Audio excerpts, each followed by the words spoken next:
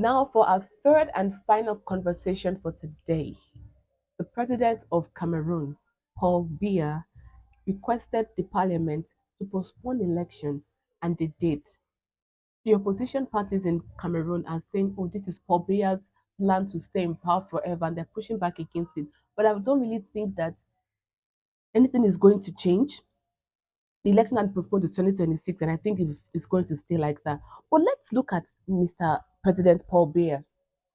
He's 91 years old. He's old and frail. In fact, if you saw him at the US Africa Summit in 2022, he looked like his intellectual capabilities were non-existent. They had to tell him.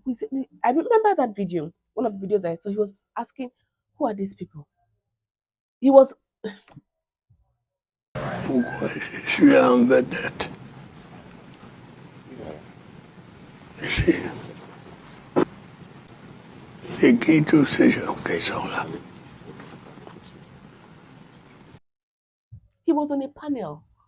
He was supposed to be on. In fact, he had just taken his seat on that panel. So these are the people in the audience, and he didn't even know. They say, "Who are these people?" And they told him, "Sit down." He said it was so embarrassing.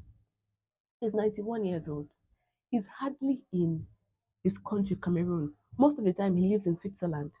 You're president of a country. You don't freaking live in the country that you're president of. And you're pushing, postponing elections. His travels across the world, mostly within Europe, his travels have run into millions of dollars.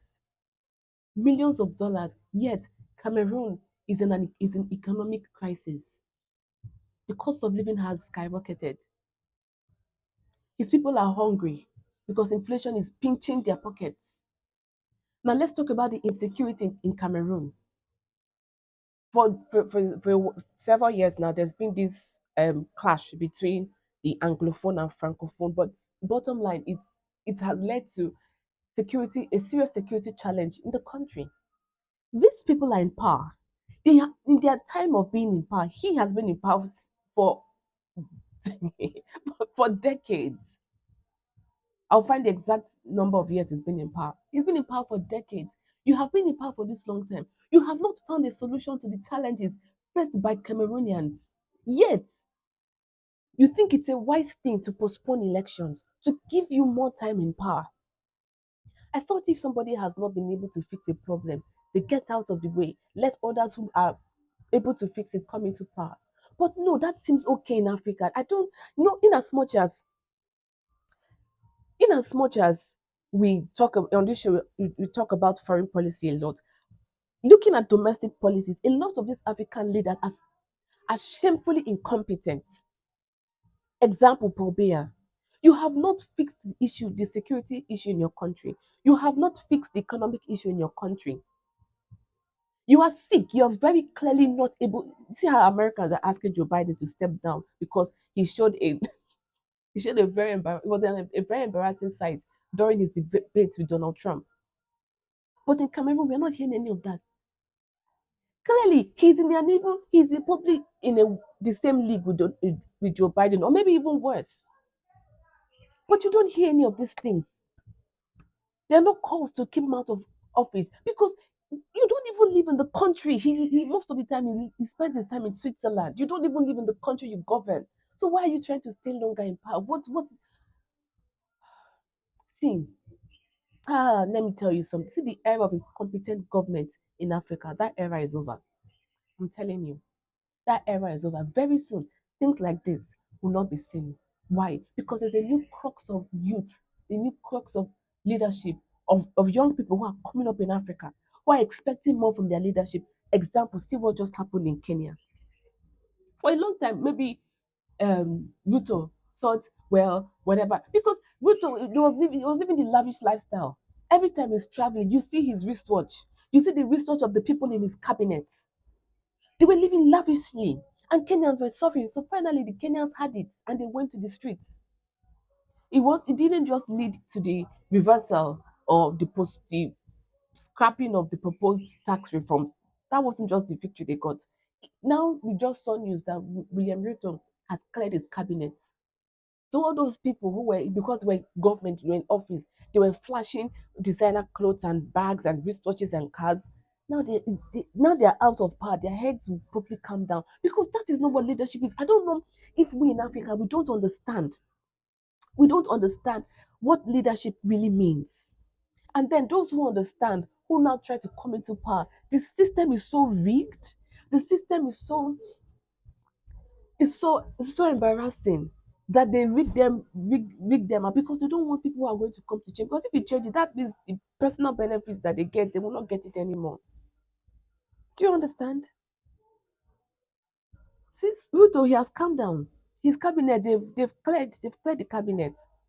So my question is, so you knew you could do these things since. Why were they acting like this? Because the people will let them. The people will let them. And that is what I want to advocate for in this segment. Right? That's what I want to advocate for in this segment. That Africans should get more serious. We need to get more serious about politics. Not just about entering politics, about following politics and holding our leaders in power. Because many of the nonsense we see in Africa, like this Paul Biya, who is trying to, at 91 years, he's still even trying to postpone election to 2026. Who told you you will stay till 2026?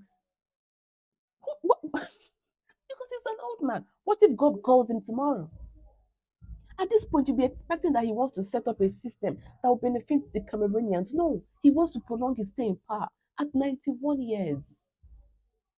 At 91 years, at the US Africa Summit, he was supposed to be on a panel discussion and he was asking about the audience, who are these people?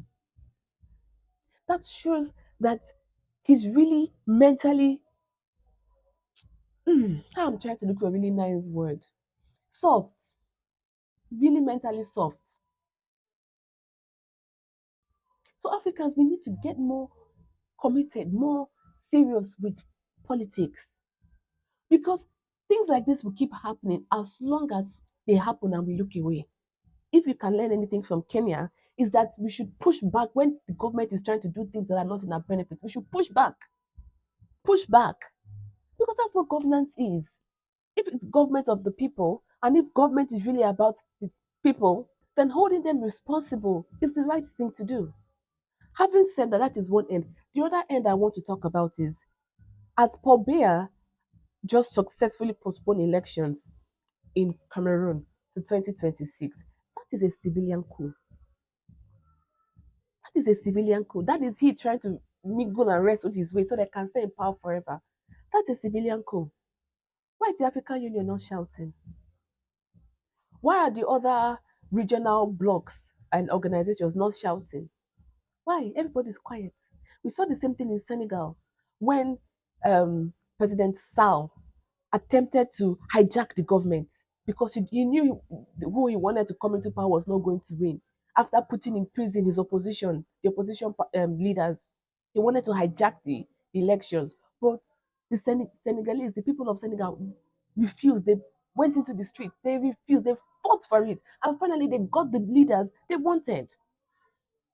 Why didn't ECOWAS in that situation say no, no, no, no, that is a coup. President Sall, don't do that. No, they were quiet. African Union was quiet. The same thing that's happening now in Cameroon. The African Union is quiet, and the Central Africa bloc is quiet.